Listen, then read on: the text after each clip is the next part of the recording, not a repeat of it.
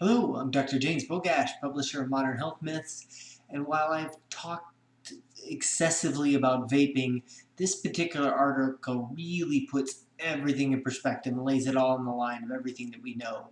At this point, there is no discussion, no logical way that we can say that vaping is safe for us, no more than we can say that cigarette smoking is safe for us. This particular study starts out with a research report on uh, they put air quality monitors in a high school bathroom, and they found that the nicotine levels were equivalent to that found in public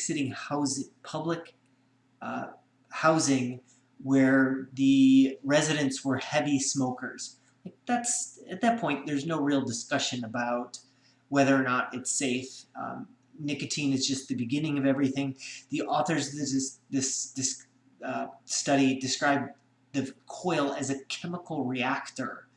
And so we think that we're just inhaling, well, just nicotine, or we're just inhaling polyethylene glycol, or we're just inhaling some flavorings. But when you put it through a superheat and you now introduce chemical reactions that wouldn't have otherwise occurred, you open up an entire Pandora's box of problems.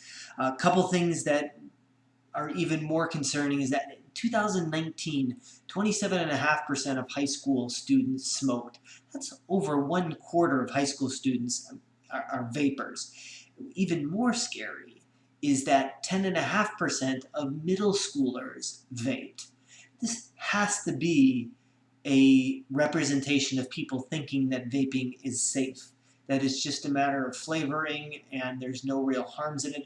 This is absolutely not true. There is no longer grounds to stand on for anybody who says that vaping is safe for you and it's just a handful of chemicals. One of the things I used to promote was that the coils were known to release heavy metals into the plume of smoke. But I always had suggested that it was the older coils that were a problem as soon as they started to break down. However, researchers have found that it's the new coils. So this idea, every time you replace your coil, there are extra heavy metals like arsenic, lead, cadmium that are coming off of those coils that are in the plume, not only in what you inhale, but in that plume that settles down and now becomes secondhand vaping uh, components, which can now harm other people as they settle on dust and get stirred back up. But as always, I'll post a link to this particular study. And if you really think that vaping is safe, you really need to look through. And this is a well-referenced article, Environmental Health Perspectives. And it just points out just how much of a toxic milieu these vaping experiences are for 1/4 of our high school kids. Feel free to like this video, share it with somebody who you think needs this information, and subscribe to the channel.